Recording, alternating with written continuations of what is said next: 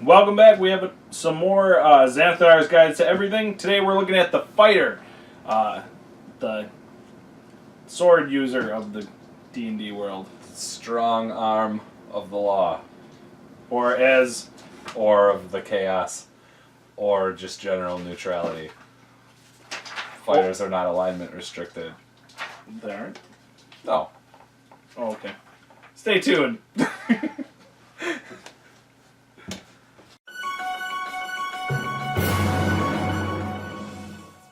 What you like about the fighter? I really liked the Cavalier. Let's just say. Let's just put it out there. The Cavalier is the best of the three. Arcane Archer's cool. It's cool to see him make his return to 5e, but let's just say Cavalier. But we're gonna talk about all of them. I guess. So the Arcane Archer were a really powerful class back in 3rd Ed and probably even earlier than that.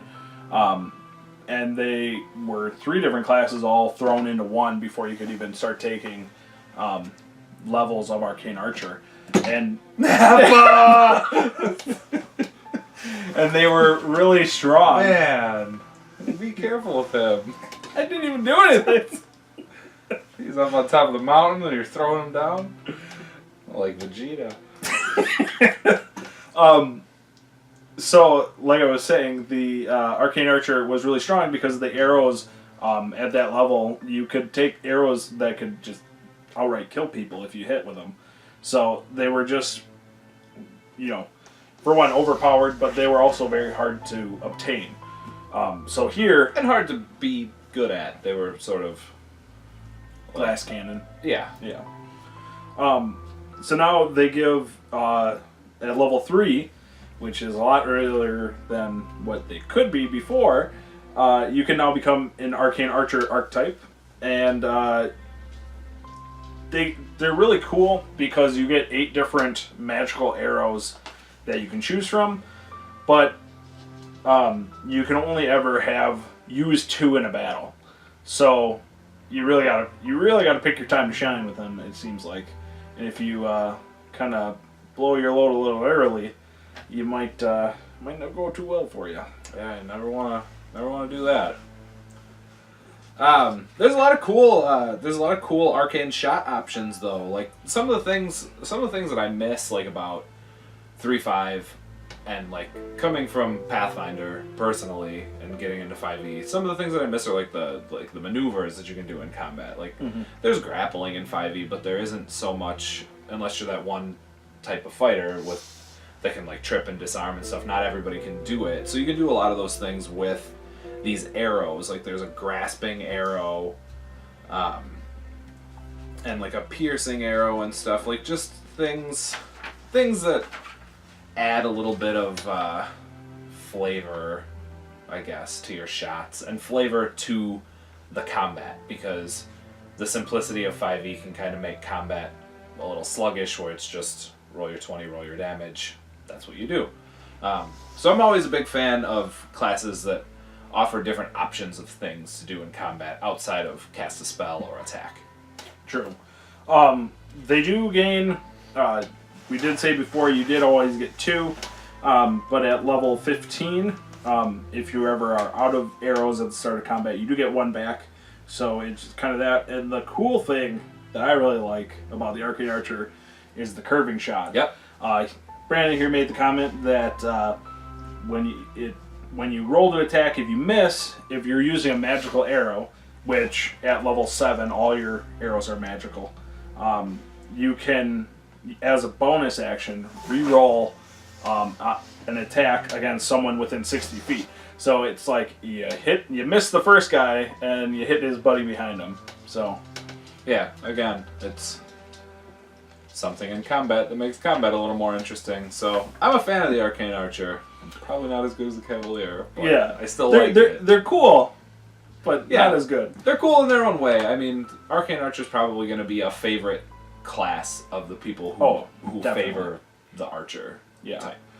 Especially since you can start getting those powerful arrows and abilities at level 3. Yeah. It's just super strong. I just knocked a mini down. Did it.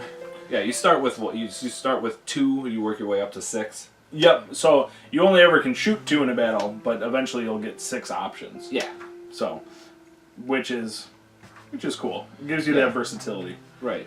Arcane Archer is missing spells, which is something that they had always previously had, I think. At least you had you had it in your class built in from your wizard or your sorcerer or your whatever. Yeah. Whatever your Whatever you use. arcane casting class is. But it gets enough things to where I don't think you'll miss it too much. Right. Let's skip to the samurai first, and we'll come back to the cavalier. Best for last. They seem a little weaker. They tried to embody what seems like people think of the samurai. The samurai is very thematic. Yes. It gets some cool things. I mean, like a fighter's pretty one-dimensional. Like you have, I think you gain proficiency in 2 skills as a fighter. Cavalier gives you a bonus skill proficiency. Samurai gives you a bonus skill proficiency. Samurai, thank you. And it also gives you a bonus save. So it gives you a proficiency in wisdom saving throws, which I guess fits the theme of a cavalier. They're pretty, but samurai. They're pretty unshakable, right? And have good resolve. And then if you already have proficiency in wisdom, you can gain proficiency in intelligence or charisma. So that's nice that they throw that option in there too.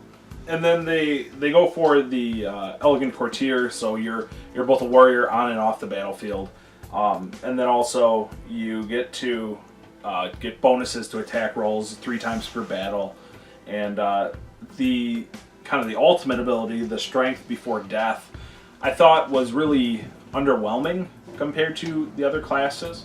I liked it. It was, it fits really well with the samurai theme, but all in all, I don't really think it's that great. When you drop to 0 hit points for 1 round as a, I believe just as a reaction, you get to delay from falling to death. You don't start dying. If you take damage after that point, you have to take a death saving throw, and if you take 3 sources of damage and fail all 3 death saving throws, or fail all your death saving throws from the damage you take, you do die immediately. But then on the next turn, you fall. So essentially, you get 1 more turn. It's doing sort of like an amped up version of Orc Ferocity. Yes. If that even still exists in 5e, No. I'm not sure, but that was always a nice thing. It's like, but also at level 18, you're probably not gonna. If you're going down at level 18, ideally, you're not gonna use this that much. But I mean, I guess you're gonna encounter guys like Strahd and wizards that are chucking fireballs at you, and you're not gonna be able to do much about that. Yeah, But it is nice. It is nice to be able to stay in the fight and.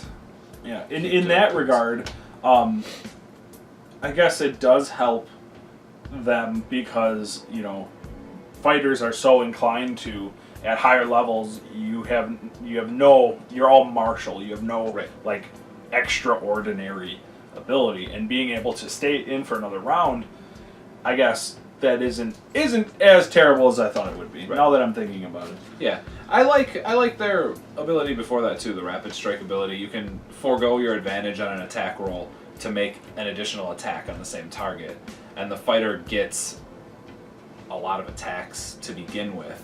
So the samurai being able to get an extra one, by 15th level they can probably crank out some serious damage on a lot of attacks. That's for sure. And then they can keep doing that even while dying at 18th. It's alright. Yeah.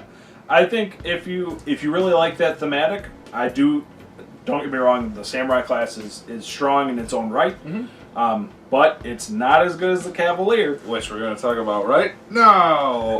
Unwavering Mark. I'm going to skip right to that. Unwavering Mark reminds me of 4th edition. Yes, very much so. Reminds me of the Warden being able to throw marks out everywhere, and then anytime someone doesn't attack you, they, for 1, get disadvantage, and then 2, you get to hit them with your stick. So nothing wrong with that. No. I mean, this isn't quite as good as the Warden being able to No. like mark everything, but Yeah. this is one mark, and that is something. One of the few things actually that I missed from 4E is if you were most of the martial classes had it. I think both Yeah. the fighter and the paladin and the core had a way to like mark an enemy to make them less effective against other targets except for yourself. And I like that because as a fighter, generally you don't want to waste time with the little minion level people. You want to go right for the big bad and start trading blows with them. Right? And then if you, while you're on your way, you hit a couple that makes them draw them away from your less hardy party members. And it also says that you get to do this as many times during your... you can, if you have multiple attacks, you can hit multiple people and they're all marked until the end of your next turn. Mm-hmm. And you also get a number of attack of opportunities against different targets equal to your strength modifier, minimum 1. So no matter what, you're getting 1, and then if you have 18 strength, you're getting 4 attacks of opportunity up to 4 targets. Right. It's pretty strong. The Cavalier is a lot about attacks of opportunity, like the Hold the Line ability, which you get at level 10. Anytime a creature moves at all, like you get to take an attack of opportunity on them. Like, so there is no more. Well, I'm gonna take a 5-foot step, and now I'm out of your reach, and then I'm gonna run away. Like, yeah, no, they really stop. They give that idea of just really, you put them on the battlefield and everything around them is, you're in that sink Right. pit. Cavalier's going to be a mage slayer for sure, because you get up in a wizard's face, the wizard's not going to be able to run away from you. Cavalier, you think of Cavalier, you think of horseback. They get one thing, the ferocious charger. Which can, but to be fair, it can be used both on horseback and on foot. Right, so you don't have to be mounted at all as a cavalier, but the ferocious charger, you can knock people prone. Yeah.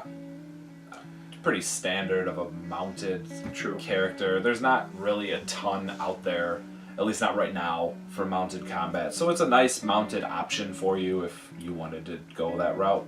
Which I think 5e has done a really good job with not making classes really pigeonholed. So, Right. like, the Cavalier, you're not forced to be on horseback like in early editions. In early editions, if you weren't on horse, you didn't get any of your benefits for being a Cavalier.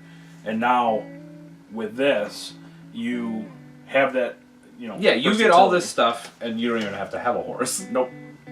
You sure don't. So that was the fighter archetypes for Xanathar's Guides to Everything. Like and subscribe below, as always, and keep watching our videos, and hopefully you'll be a return viewer. And as always, we'll see you next time. Have a good one.